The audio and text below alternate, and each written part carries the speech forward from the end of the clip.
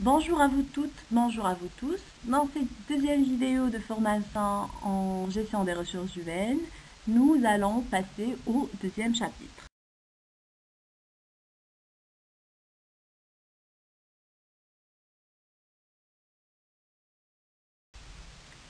Pourquoi la gestion des ressources humaines est-elle devenue aujourd'hui incontournable? La gestion des ressources humaines est une pratique relativement récente puisqu'elle s'est développée depuis environ une vingtaine d'années, essentiellement sous l'effet de deux facteurs fondamentaux, à savoir la nouvelle donne économique et l'accélération du changement et des nouvelles technologies qui apparaissent presque tous les jours. Si la dimension économique ne constitue pas l'objet de ce cours, il est néanmoins important de montrer les grandes lignes des évolutions économiques récentes, car c'est dans ce contexte que la GRH trouve son origine. La période avant 1970 se démarquait par une offre supérieure à la demande, un gain de productivité et une organisation du travail taylorisée, c'est-à-dire forte division du travail associée à une importante population d'ouvriers ou d'employés qualifiés. Il s'agit d'une spécialisation des postes de travail et non des individus. Par conséquent, les problèmes de la compétence des salariés ne se posaient pas, au moins pas dans les mêmes termes qu'aujourd'hui. Et d'ailleurs, c'est le concept de qualification était alors utilisé. Il était donc logique que le concept de compétence ne soit pas à l'ordre du jour. Les problèmes de qualité n'avaient pas le même retentissement qu'aujourd'hui et que la forme dominante d'organisation du travail privilégiait les emplois nécessitant peu de compétences. L'efficacité des individus était jugée avant tout en termes de cadence, c'est-à-dire le temps d'exécution du travail. Les deux principaux problèmes des responsables de la fonction du personnel étaient, premièrement, le recrutement d'une main-d'œuvre supplémentaire pour continuer à produire plus dans un contexte de forte croissance où le taux de chômage était au plus bas. Le deuxième problème était la gestion des revendications salariales. La gestion des hommes dans l'entreprise était considérée comme secondaire et ne constituait pas un élément stratégique du pilotage des organisations. Après 1970, l'offre est devenue inférieure à la demande. Une situation de concurrence, forte demande sur le marché, développement des modes de communication, de l'ouverture des marchés en raison d'une économie plus mondialisée. C'est ainsi que les entreprises ont pris conscience de cette nouvelle donne économique et ont alors cherché à développer davantage leur productivité et leur compétitivité pour que les clients achètent plus nos produits ou services plutôt que ceux de nos concurrents.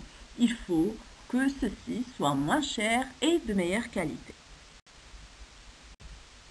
Pour aboutir à cette qualité, en plus des investissements matériels, il fallait mettre en place des organisations de travail plus souples, plus polyvalentes, plus à même de répondre aux nouvelles exigences de satisfaction des attentes des clients.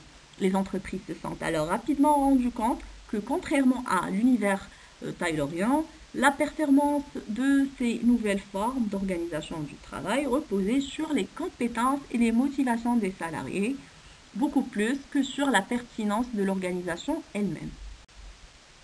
En conséquence, la question de la production dans l'absolu est passée au second plan pour laisser la place à de nouvelles préoccupations de qualité, d'innovation, de prix de revient, d'adaptation rapide des produits et des services aux demandes des clients, seule façon de résister de façon durable à la concurrence. Même si le concept de compétence n'était pas encore parfaitement stabilisé, on peut considérer aujourd'hui que la majorité des grandes et moyennes structures s'est engagée avec un certain succès dans la gestion des ressources humaines, notamment dans sa dimension de gestion des compétences. Ainsi, les changements de toute nature, d'ordre technologique, social, économique, géopolitique, etc., sont maintenant de plus en plus rapides. Le changement est désormais perceptible à l'échelle humaine entre le moment où l'on est et la fin de notre vie. Le paysage social, géopolitique, technologique va se transformer en profondeur. Notre société est maintenant en perpétuel changement et les organisations se doivent de s'adapter en permanence à l'évolution de leur environnement. La dimension technologique est le domaine où cette accélération est la plus visible et la plus rapide.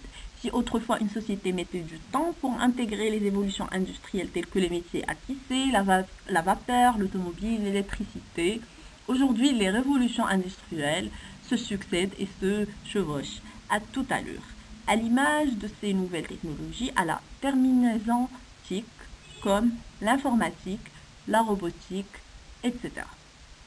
Ainsi, les outils que nous utilisons aujourd'hui ont une durée de vie beaucoup plus temporaire qu'avant. Une génération de matériel informatique devient obsolète à un temps très bref. Et l'en va de même dans les autres domaines. Les évolutions sociales sont plus rapides qu'autrefois et les attentes ou les besoins de ces clients usagers consommateurs de services ou produits évoluent aussi très rapidement. Le niveau d'exigence de ces clients ne cesse de grimper aussi. Le monde bouge de plus en plus vite et ceci n'est pas sans conséquence sur le fonctionnement des organisations et tous les opérateurs économiques doivent s'y adapter. C'est pourquoi un salarié aujourd'hui a moins de chances de pouvoir occuper le même emploi tout au long de sa carrière. Il devra dans la plupart des cas changer plusieurs fois d'emploi tout au long de sa carrière. Il pourra même changer de métier et lorsqu'il occupera un même poste pendant plusieurs années, la probabilité que le contenu de ce poste évolue de façon significative l'oblige ainsi à acquérir de nouvelles compétences, devient beaucoup plus forte. On peut conclure que la gestion des ressources humaines n'est qu'un moyen au service des objectifs stratégiques d'une structure. Il ne s'agit que d'une façon parmi d'autres de gagner en efficacité, mais qui aujourd'hui est devenue à peu près incontournable. Si elle était un luxe autrefois, elle devient un enjeu stratégique aujourd'hui pour résister à la concurrence. Fin de cette vidéo, à la vidéo prochaine.